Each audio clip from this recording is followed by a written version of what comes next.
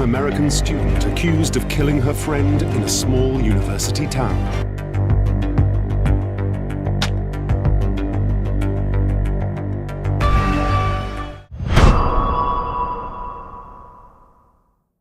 Di tahun 2007, kota kecil yang indah di Italia mendadak menjadi pusat perhatian di dunia. Kota itu adalah Perugia, kota mahasiswa yang biasanya tenang, penuh bangunan tua, jalan batu yang sempit, dan suasana yang romantis, khas Eropa. Tiba-tiba dipenuhi wartawan, polisi, kamera televisi, dan headline yang mengerikan. Semua bermula dari kematian seorang siswa bernama Meredith Kercher. Dan di tengah semua kekacauan itu, muncullah seorang gadis Amerika yang berusia 20 tahun. Dia adalah Amanda Knox. Awalnya, Amanda ini adalah mahasiswa biasa yang datang ke Italia untuk belajar bahasa dan menikmati kehidupan di sana. Tapi dalam waktu singkat, ia berubah menjadi wanita yang paling dibenci di Italia. Kira-kira bagaimana kisah dari Amanda Knox ini? Jangan kemana-mana, stay tune.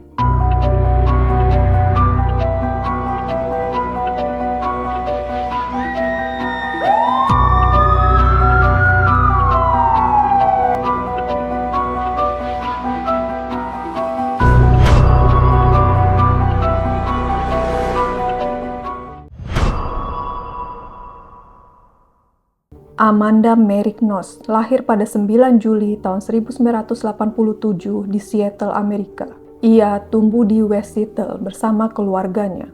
Ibunya, Eda Melas, adalah seorang guru matematika, sementara ayahnya bekerja di bidang keuangan. Masa kecil Amanda sebenarnya cukup normal. Ia dikenal aktif, suka membaca, menyukai bahasa asing, dan punya rasa penasaran yang besar terhadap dunia. Dan ketika Amanda mulai remaja, Amanda mulai tertarik pada Italia setelah melakukan perjalanan bersama keluarganya. Ia jatuh cinta pada kota-kota tua di Italia, budaya Eropa, musik, bahasa, dan kehidupan bebas khas mahasiswa. Apalagi setelah membaca buku Under the Tuscan Sun, Amanda bermimpi untuk tinggal di Italia suatu hari nanti. Dan kesempatan itu akhirnya datang.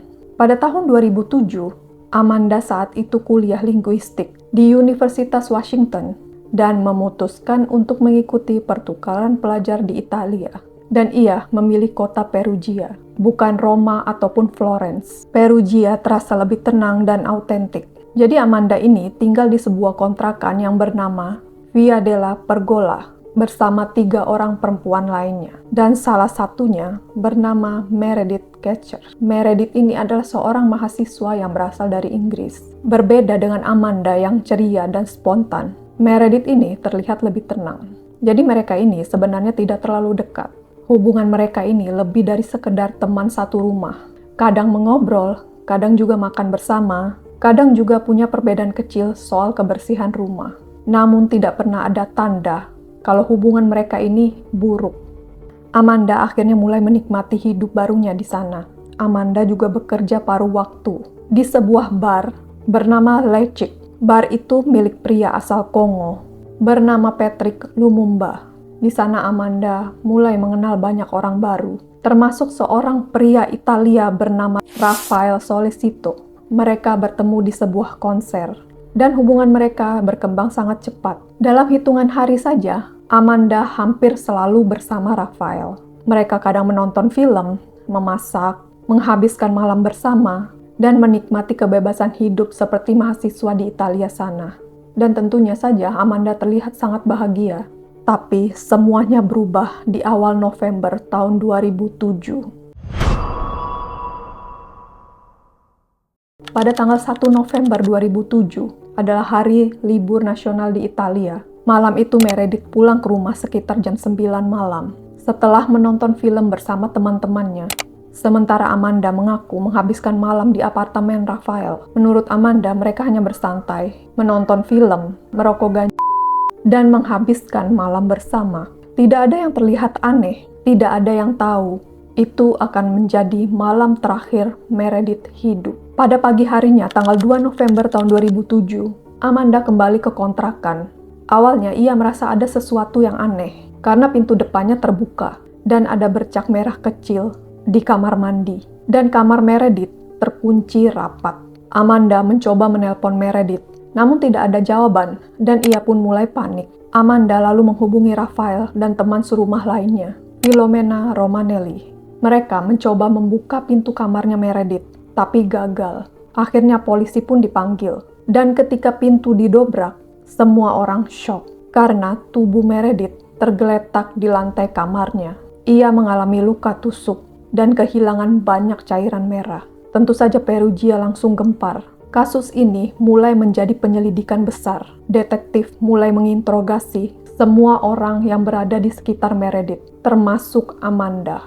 Jadi awalnya Amanda ini hanya saksi, namun polisi mulai merasa ada yang aneh pada perilaku Amanda. Karena Amanda terlihat tenang, kadang tersenyum.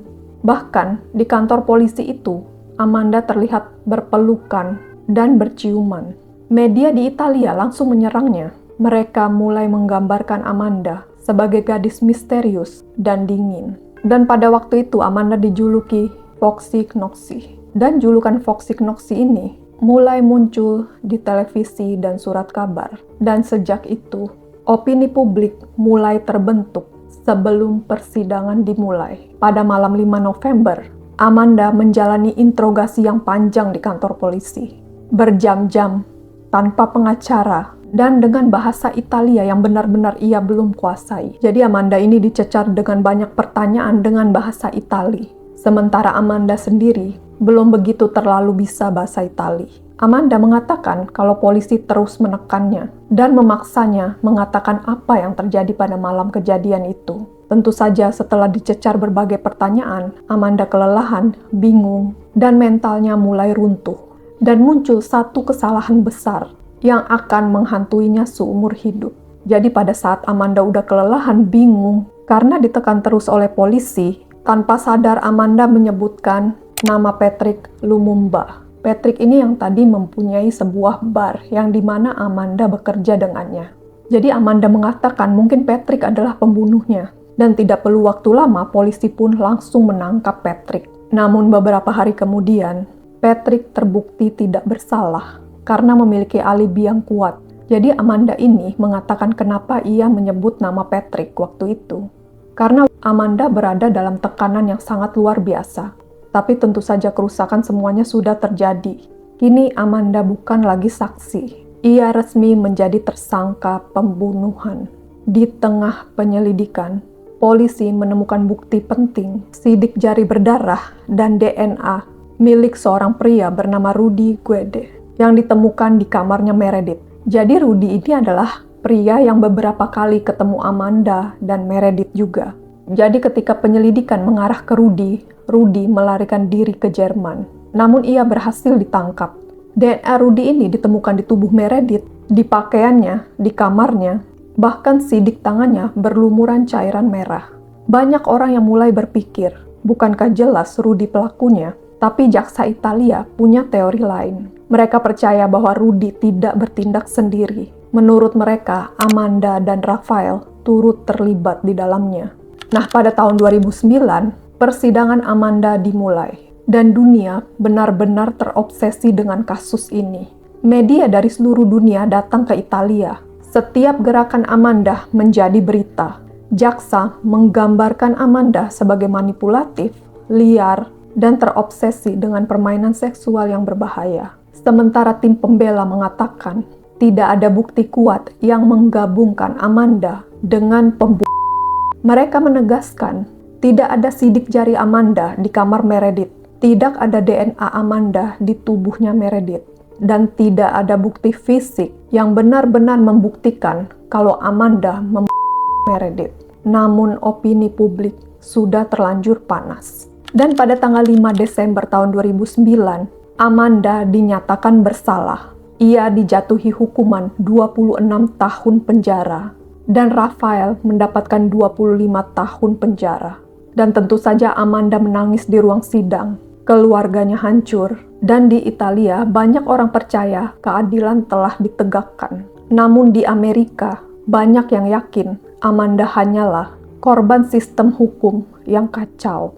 Semakin lama kasus ini berjalan, semakin banyak ahli forensik mulai mempertanyakan bukti polisi. Beberapa ahli mengatakan bukti DNA terlalu lemah, proses penyelidikan ceroboh, dan ada kemungkinan kontaminasi barang bukti. Salah satu bukti utama adalah pengait bra Meredith yang ditemukan 47 hari setelah pembunuh.